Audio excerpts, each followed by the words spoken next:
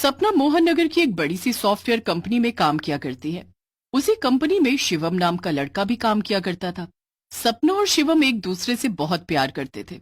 रोज की तरह ही रात के 8 बजे ऑफिस के सभी स्टाफ की छुट्टी हो जाती है तो शिवम सपना के पास जाता है और उससे बोलता है। अरे सपना, कितना काम करोगी? जरा देखो तो, आधा स्टाफ घर जा चुका है और ये मैडम है कि घर चलने का नाम ही नहीं ले रही हैं।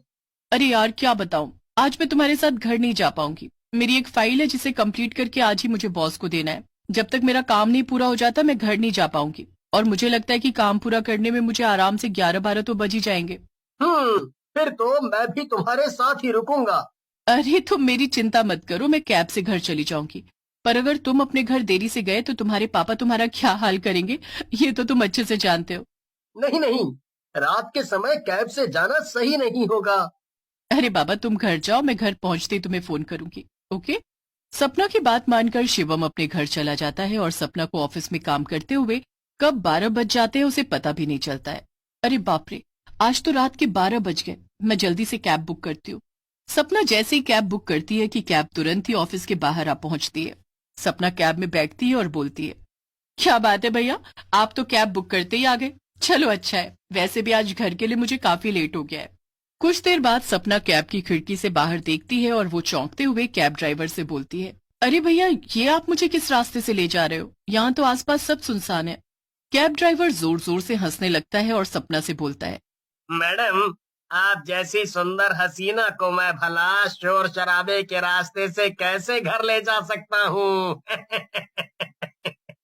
ये क्या बकवास कर रहे हो तुम? सपना की बात सुनते ही कैब ड्राइवर एक डरावने भूत के रूप में बदल जाता है और हंसते हुए बोलता है, तुम सच में बहुत सुंदर हो। क्या तुम मुझसे शादी करोगी? तुम एक भूत हो और मैं शादी, वो भी तुमसे? कभी नहीं। सपना की बात से भूत को बहुत गुस्सा आता है और वो सपना को कैब से उतार कर उसका गला दबाकर मार डालता है। फिर अगली रात 12 बजे निधि नाम की लड़की सड़क के किनारे खड़ी किसी का इंतजार कर रही होती है कि तभी उसके सामने एक कैब आकर रुकती है। अरे मैडम, आप इतनी रात में यहाँ अकेले खड़ी हैं, क्या आपको पता नहीं इस रास्ते में ऐसे अकेले खड़े रहना कितना रिस्की है? आइए मेरी कैब में बैठ जाइए, आपको जहाँ जाना है मैं छोड़ दूंगा। नहीं, मुझे कैब की जरूरत नहीं है, मेरा दोस्त बस आता ही होगा। अरे मैडम, मैंने सुना है इस रास्ते पर रात 12 बजे एक भूत घूमता है। अब सोच लीजिए, कहीं मैं यहाँ से गया और वो भूत यहाँ आ गया तो आपका क्या होगा? निधि डर जाती है और फट से कैब में बैठ जाती है। मैडम, आप कितनी सुंदर हो और काफी पढ़ी लिखी भी मालूम होती हैं। आप शायद मोहन नगर की सॉफ्टवेयर कंपनी में काम करती हो। हम्म, क्या बात है भैया, आपने तो बिल्कुल सही पहचाना। मैं भी आप जैसी ही सुंदर पढ़ी लिखी जॉब करने वाली लड़की से ही शादी करना चाहता हूँ, जो बिल्कुल आप जैसी हो। वैसे मैडम, क्या आप मुझसे शादी करोगी? तुम्हारा दिमाग तो ठीक है? एक कैब ड्राइवर से भला कौन पढ़ी लिखी जॉब वाली लड़की शादी करना चाहेगी? और जरा शीशे में अपनी शक्ल तो देखो, आए बड़े शादी करने वाले। निधि की बात सुनते ही कैब ड्राइवर एक डरावने भूत में बदल जाता है और गुस्से से बोलता है, कैब ड्राइवर के पास दिल नहीं होता क्या, जो तुम जैसी लड़कियां उनसे शादी नहीं करना चाहती? अरे बाप रे, तुम एक भूत हो? अरे ये मैं कहाँ फंस गई? अरे कोई मुझे इस भूत से बचाओ। इस भूत की कैब में रात को जो भी लड़की बैठती है वो जिंदा नहीं बची है। फिर ऐसा बोलकर भूत निधि को भी बड़ी ही बेरहमी से मार डालता है और उसे सड़क के किनारे फेंक कर वहां से चला जाता है।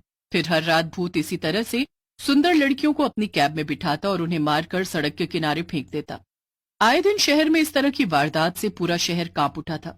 तभी एक दिन कुछ पुलिस वाले मोहन नगर की सॉफ्टवेयर कंपनी में जाते हैं कि तभी शिवम अपने ऑफिस में पुलिस वालों को देखकर उनके पास जाता है और उनसे बोलता है, सर, मेरी दोस्त सपना के बारे में कुछ पता चला और निधि भी कई दिनों से गायब है। वेल, सपना की तरह ही निधि का भी खून हो गया है। उसकी लाश भी हमें सड़क के किनारे पड़ी मिली। जिसने भी इन दोनों का खून किया है, मैं उसे जिंदा नहीं छोड़ूंगा।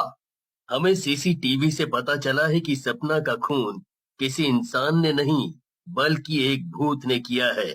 और हो न हो इसी भूत ने बाकी लड़कियों को भी मारा है, जो कि रात के समय अपनी कैब लेकर निकलता है और सुंदर लड़कियों को अपना शिकार बनाता है। अब हम पुलिस वालों को ये समझ नहीं आ रहा कि इस डरावने भूत को कैसे पकड़ें।